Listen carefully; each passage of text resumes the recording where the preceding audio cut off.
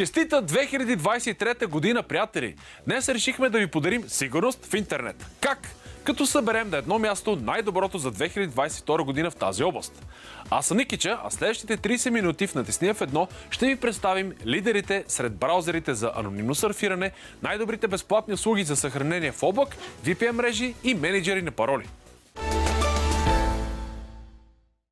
Повечето браузъри позволяват на сайтовете, които посещаваме, да събират личните ни данни чрез бисквитки и тракери.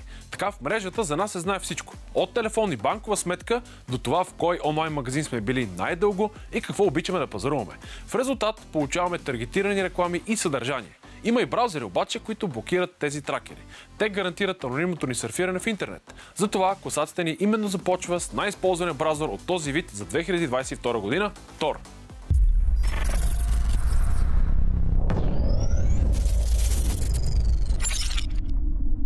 Tor браузър крие местоположението на потребителя, историята на търсенията, личните данни, както и онлайн съобщенията от всяко лице или бот. Той е базиран на Mozilla Firefox и използва Tor мрежата за сърфиране в интернет. Тя е основана на много виртуални тунели между различни доброволци по целия свят. Ето защо браузърът има един недостатък – бавната скорост на интернет връзката, което е проблем, ако искате да стримвате, например. Хубавото е, че не е нужно да инсталирате софтуер на вашата машина. Браузърът е портативно приложение, което може да се използва и от USB. Така можете да го отворите на всеки компютър, дори на обществените, като тези в библиотеката или университета. Как Tor гарантира сигурността ви? Първо, обединява данните ви в криптирани пакети преди да се свърже с мрежата. След това, премахва тази част от данните, по които може да ви проследят, като източник, местоназначение и време. Останалата информация се криптира и се изпраща в желаната от вас посока през множеството Tor сървъри. Всеки от тях отново декриптира и криптира данните. За да увеличите защитата при работа с браузъра, посещавайте основно сайтове, които са HTTPS, а не HTTP. А за по-голяма сигурност може да се използва в комбинация с VPN. Tor може да осигури анонимност и на интернет страници, затова се използва и за достъп до сайтове, които не се индексират от другите браузъри или тъй наречения черен уеб. На второ място по брой активни потребители се нарежда Opera, браузърът с out-of-the-box решения за блокиране на реклами.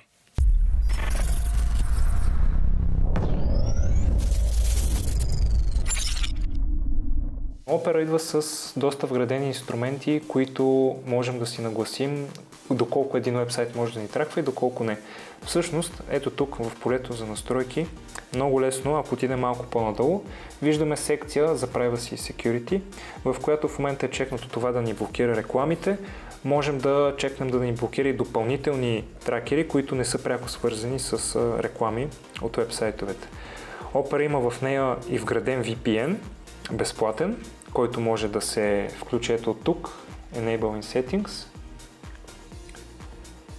И когато отидем и чекнем това нещо, вече ни излиза една допълнителна иконка горе вляво в самия адрес бар, VPN, която като цъкнем ни показва дали е включен или не. В случая сме свързани към случайен адрес в Европа. Тук ни се показва и IP-то, което ни дава. И ако натиснем на менюто, ни отваря няколко други локации. Като случай това е случайна локация в Азия или случайна локация в Америка. Ако цъкнем на Америка, ще видим, че вече точката отиде някъде там и се промени IP-то.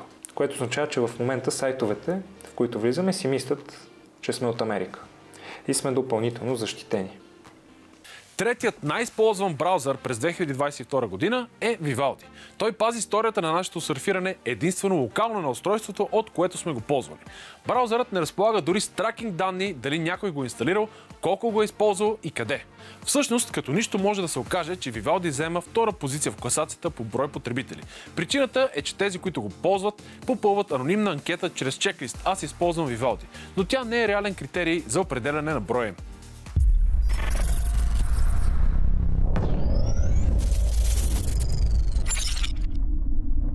Там данните се пазят на локално ниво, на машината, на която се използва Vivaldi, и всъщност никой от тези данни дори не стигат до Vivaldi, а всичко се пази криптирано при вас.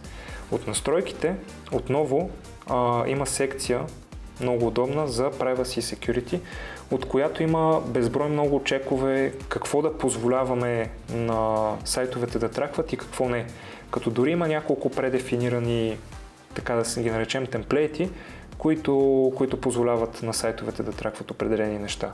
Например, в случая ние блокираме тракери и реклами, тук можем да блокираме само тракери, а можем и да не блокираме нищо.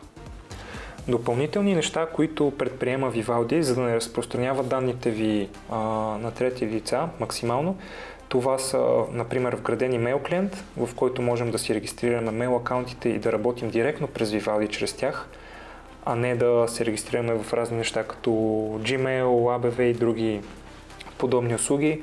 Също календар, дори имат и собствен преводач, четец на новини, таск листове, всякакви възможни допълнителни софтуери, с които да ни спестят раздаването на данните ни на трети страни. Vivaldi имат и вграден начин за синхронизиране на данни между устройства. Това става чрез опцията Sync.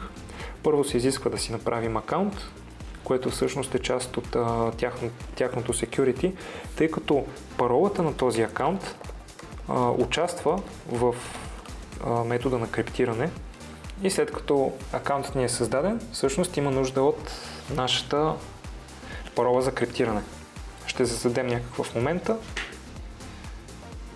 Иска да е минимум 12 символа.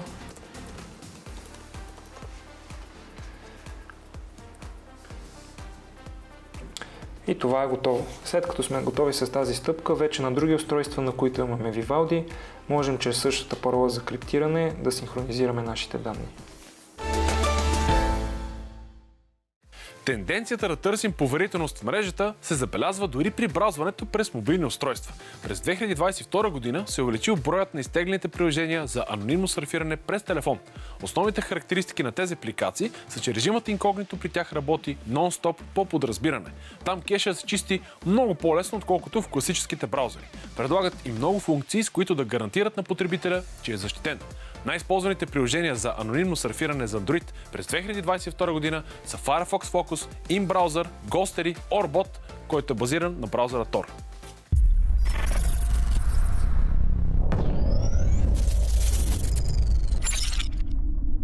Firefox Focus идва с много вградени инструменти за блокиране на тракери, на реклами и така нататък, които можем да намерим, като натиснем на трите точки и отидем на Settings. В Settings на Privacy и Security можем да нагласим почти всеки тракер, дали искаме да му позволяваме да ни траква всъщност или не. Firefox с идея за удобство на privacy-то на юзерите всъщност има и доста удобен бутон, който с един клик ни изтрива цялата информация за предишното серфиране, като бисквитки, кешове и така нататък. Ето тук, когато го натиснем, и си виждаме Browsing History Cleared, това означава, че изчистило всичко за нас. На второ място се нарежда InBrowser, който всъщност е браузър, който постоянно браузва в инкогнито режим, което означава, че не запазва никаква история за това къде сме били и браузвали. Друг много силен негов фичър отново са настройките, които поддържат доста широка гама от настройки за privacy setting, за privacy всъщност, които са това да изключваме JavaScript от страниците, някои снимки може да не се зареждат.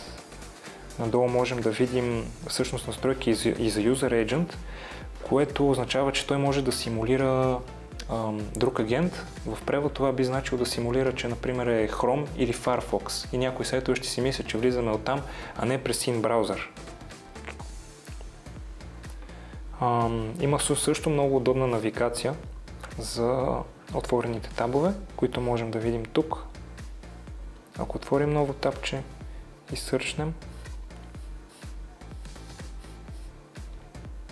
виждаме, че имаме два отворени в момента и можем да свичваме между тях, като някой може да затворим. На трето място се нарежда Ghostery. Тук той има една от най-големите бази данни, която наистина е базирана на сървъри, понеже той има над 2000 тракера, заедно с 4500 регистрирани скрипта. На четвърто място се нарежда Orbot. Въпреки че на четвърто място той е едно от най-сигурните приложения за анонимно сърфиране за Android. Причината да слиза чак толкова надолу в класацията е, че потребителите го намират малко объркващ, когато го отворят за пръв път. Безспорно, облачните услуги ни улесняват, защото ни позволяват да съхраняваме данни на чужди сървъри, като имаме неограничен достъп до тях като време, локация и устройство. При избора на доставчик обаче, потребителите вече търсят по-високо ниво на защита. Какво означава това? Доставчикът трябва да има силно защитена сървърна инфраструктура, да цени поверителността и да няма достъп до данните, които съхраняваме на неговия облак. Последното се гарантира с така нареченото криптиране с нулево знание. Постига се чрез една двойка ключове, частен и публичен, които криптират цялото съдържание, което се намира на облака. Всъщност публичният ключ седи на облака, частният обикновено седи на машината, от която достъпваме облака, било това компютър, телефон. И тази двойка ключове съдържа в себе си нужната информация да декриптира другия. Всъщност. Реално трябва ни частния ключ, за да декриптираме публичния и да си достъпим файловете по този начин. Тъй като съдържанието на единия ключ участва в криптирането на другия, така дори самите собственици на този облак няма как да ни декриптират съдържанието. Това, което те ще видят, са доста странни символи, които въобще няма да им свършат работа, за да разберат какво е чистото съдържание на един файл. Всеки облак предлага безплатно съхранение на данни до определен лимит гигабайти, които са напълно достатъчни за лична употреба. След него допълнителното пространство се заплаща. Подредихме класация на най-добрите облачни услуги за 2022 спрямо броя потребители, които използват безплатното хранилище. Тук лидер е PeakCloud, следван от Sync и на трето място се класира най-скоро създадената услуга едва през 2019 iSDrive.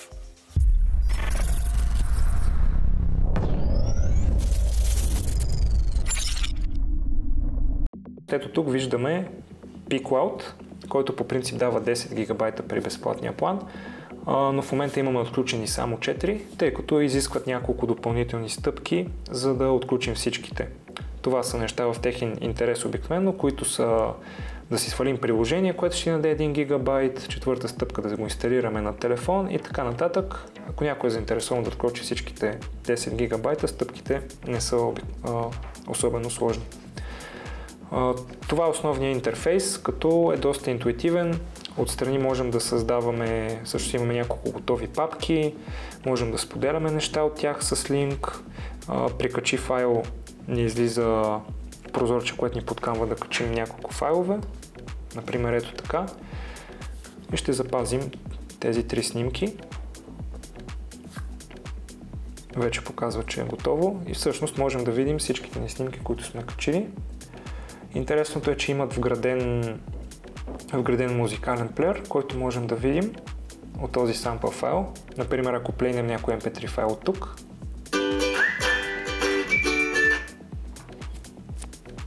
доста удобно. Намират се в Швейцария, което малко добавя към слоя за сигурност, тъй като швейцарските закони, с които те трябва да се съобразяват, са доста пипкави от към страна на потребителски данни в интернет. Минаваме през тази на второ място, която е sync.com, в която отново виждаме, тук имаме в момента една създадена папка от нас, която можем да споделим цялата чрез линк. Ето тук, share за линк. Отнема малко време да създаде криптиран линк, след което можем да изпратим този линк на приятел или на някой, който искаме да има достъп до нашите частни файлове. От дясно можем да аплоднем нови файлове. Ето по този начин. И след като ги изчакаме да се качат, което става малко по-бавно, отколкото при PeakCloud, можем да ги видим тук. Можем да създаваме и нови папки. Ето през тук, например New Folder. Кръщаваме името, алабала за тест и вече можем да я видим там. Sync.com поддържа както и браузър версия, така и десктоп приложения за Windows, за macOS, за Android и за Linux. Безплатният му план е до 5 гигабайта, като поддържа и криптиране от край до край. И третото е iSDrive. iSDrive е всъщност доста нова компания, която има доста интуитивен UI и Поддържа всички основни функционалности, които би трябвало да се поддържат от един подобен онлайн сторидж за съхранение на неща. Имаме бутонче Add New и отново като влезем в нея от Add New с Upload Files можем да качим ето тези 5 снимки. Виждаме, че процесът на качване е доста бърз. Имаме разни истории, кога е качвано, имаме кошче в случай, че изтрием нещо, можем да маркираме неща като любими за по-лесен достъп и те предлагат до 10 гигабайта в безплатния си план. iSDrive поддържа до 10 гигабайта в безплатния си план, работи на Windows, на macOS, на Android, на Linux и няма ограничения в качването на файлове. Сега ще се опитаме да качим някаква по-голяма бройка и по-големи. Например, ето тези около 10 снимки. Няма ограничение, стига да влизаме в нашите 10 гигабайта, които в момента се поддържат от безплатния план. Друг начин да постигнем пълна анонимност в интернет е да скрием своя IP адрес. Ако добавим към това и криптиране на информацията, ето ви две основателни причини през 2022 не само фирми, но и обикновени потребители да прибягват все по-често към виртуалната част на мрежа или VPN. Всъщност, чрез него не може да бъде проследено вашето местоположение, защото той пренасочва целия ви интернет трафик към някой от своите сървъри, където го криптира. Така никой не може да види какво правите онлайн, дори вашия интернет доставчик. А ако някой се опита да проникне във вашия компютър, ще открие само кодирана информация. Има доста безплатни VPN-и, обаче не бих казал, че безплатните варианти са безопасни. Доста са некачествени, доста лесно някои услуги декриптират или хващат, че се ползва VPN, което не ни дава пълната защита, заради която обикновено на първо място ползваме този VPN. Понеже за повечето качествени VPN-и се плаща, и много физически лица не могат да си го позволят или не искат. VPN-ите обикновено дават безплатни периоди за тестване, за да ни зарибят и най-удачният вариант за физически лица всъщност е да се възползват постоянно от тези безплатни периоди, като сменят от време на време и се регистрират с нов акаунт и така нататък. Класацията за най-използваните VPN услуги за 2022 изградихме именно на база проучване, кои от тях са били широко използвани в безплатния си период, а след това има миграция на потребители към други подобни услуги, но отново за безплатния им тестов период. Голямата четворка изглежда така: Hide.me, Avira, Kaspersky и Hotspot Shield.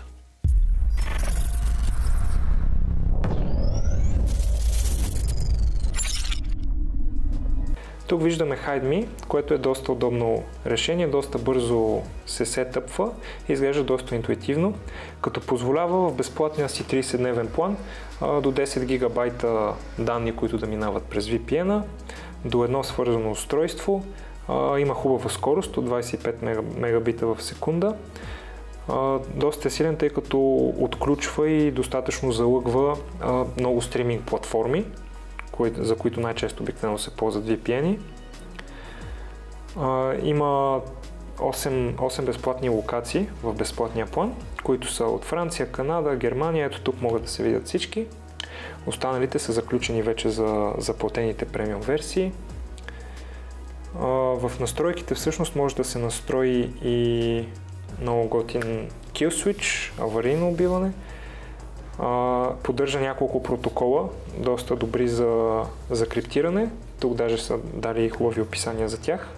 На второ място се нарежда VPN-ът Avira, който в безплатния си план на настолен компютър не позволява да избираме точка на връзка, обаче за сметка на това андроидското му приложение позволява до 35, даже над 35 сървърни местоположения, които можем да видим като изберем от тук. Има в България, Чили, Чешка република и доста други. Например, ако натиснем да се свържем от Полша,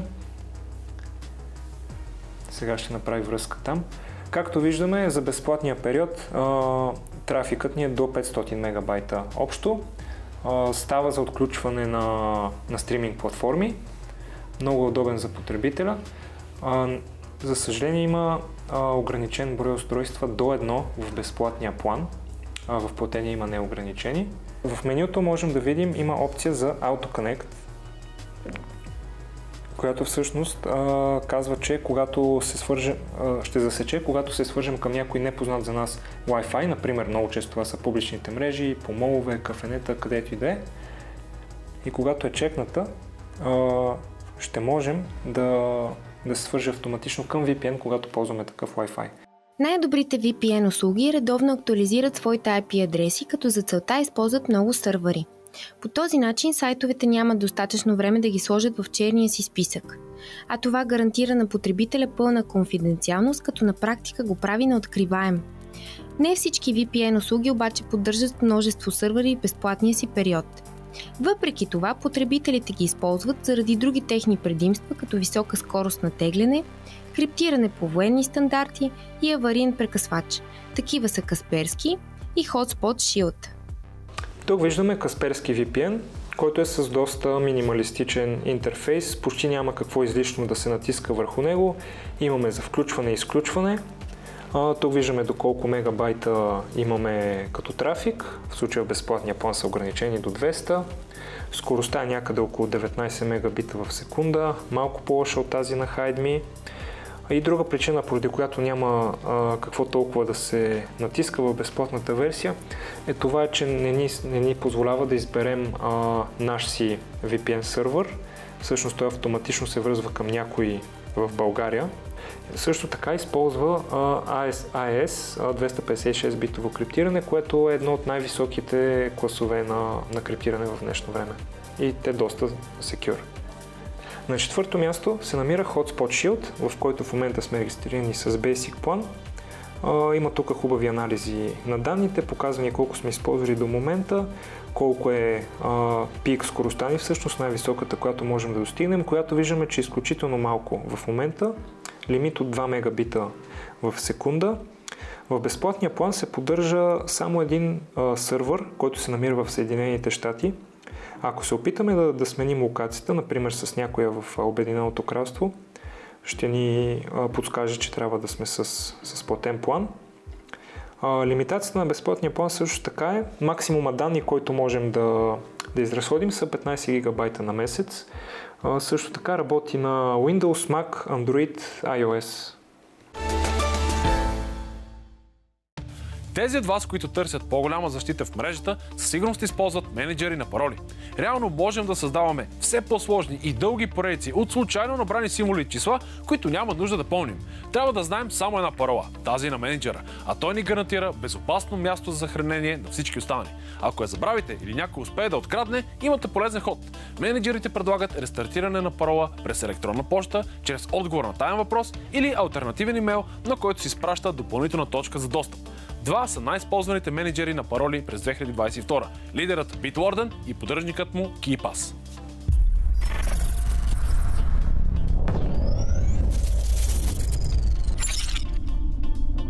Тук виждаме Bitwarden, което се поддържа в веб браузър. Доста лесно се сетъпва цялото нещо. В безплатния план има неограничен брой за добавяне на пароли и брой устройства, които могат да го използват. По дефолт се създава един ваш трезор, в който може да се добавя нов елемент, който може да го кръстим по някакъв начин, да му сложим етикет, за да не е ясно за къде е. Например, ако тук ни седи паролата за Google акаунта, можем да си създадем наименование Google, ще напишем парола, например от 1 до 6, можем да я видим, скрием и евентуално да поставим уебсайта, например google.com. И когато я запазим, вече имаме добавка тук и даже разпознава иконката, че е от Google. По всяко време можем да си я видим, да си копираме потребителското име с бутон, паролата да я копираме с бутон, да я скрием и покажем и така нататък. От настройките на профила, които могат да се достъпят тук, от настройки на регистрацията, в таб Сигурност могат да се настроят няколко доставчика за двуфакторна аутентикация. Какво представлява това? Например, ако настроим имейла, което направихме по-рано, всеки път, когато се логваме, може да ни изисква допълнително потвърждение от нашия имейл. Така дори някой да знае паролата ни на Bitwarden, ще изисква потвърждение от мейла, за да влезем. В случая това ни дава един код, за възстановяване, който иска да си въведем първоначално паролата. Когато натиснем продължим, ни изкарва този код. С този код по всяко време можем да си възстановим достъпа до Bitwarden в случай, че ни потребва. Bitwarden поддържа и много хубав инструмент всъщност за изнасяне на пароли от трезора, така го наричат те. В случая, когато отидем на инструменти, в тапчето изнасяне на трезора и си изберем формат JSON или CSV и натиснем потвърждаване, отново ни иска паролата и това ни сваля един файл с експорт на всички наши пароли и данни, които сме запазили. А ето така изглежда и експортнатият файл всъщност на всички пароли от трезора. Той представлява нормален JSON формат с определено ID, име, което ние сме задали, URL, юзернейма и паролата се виждат ясно. На второ място се нарежда менеджера за пароли KeePass, който е главно насочен и разработен за Windows, но има хора, които са направили неофициални портове и за macOS. Един от тях в случая може да се види тук, нарича се MacPass, който може да се инсталира на macOS и съпортва софтуера KeePass всъщност. Така изглежда неговият интерфейс, като в него могат да се създават нови записи. Ето от тук. Могат отново да се кръщават както в Bitwarden. Може да се създаде юзернейм, може да се генерира парола, което е много удобно. Генерира ни някаква сложна парола, дори има конфигуратор за дължината, колко сложна да бъде и така нататък. И в момента, в който дадем use password, то ни я генерира. Не е нужно натискането на допълнителен Save бутон, то автоматично на момента записва всичко, което правим.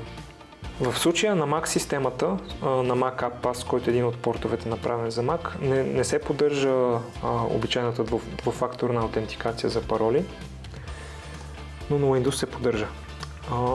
Също се поддържа експорт на паролите в същност, което може да бъде направено от файл, експорт. То ще ни пита къде да свалим файла. И при сейф се сваля. Друг бонус е, че паролите на KeePass се пазят локално, а не в онлайн браузъри, всъщност на сървър на разработчика. Това вдига допълнително защитата, защото така си ги имаме само ние. В случая запазихме експорта на десктопа и когато го отворим, ще ни поиска парола за него, която сме задали по-рано и можем да дадем unlock. Като това ще ни зареди всички пароли, които сме си заредили в него и запазили преди. На трето място по използване са менеджерите за пароли, вградени в масовите браузъри. Google е безспорен фаворит, а защитата на паролата на вградения менеджер е гарантирана с двуфакторна идентификация. Въпреки това, запазването на паролата за менеджера директно в профила е разколебало част от потребителите да го използват. Причината е скептицизъм към политиката за съхранението и защитата на данни от Google. Ето защо третото място се споделя с Firefox, които имат по-строга политика за продаването на данни за потребителите. След всичко, което ви показахме, едно е сигурно. Вече сте подготвени за дигиталната 2023 година. Какви цифрови предизвикателства ще ни донесе тя? Ще разберете, ако ни гледате всяка събота от 15 часа в ефира на БНТ2. Очакваме ви на страницата ни във Facebook, натисни F1 и в канала ни в YouTube. До скоро!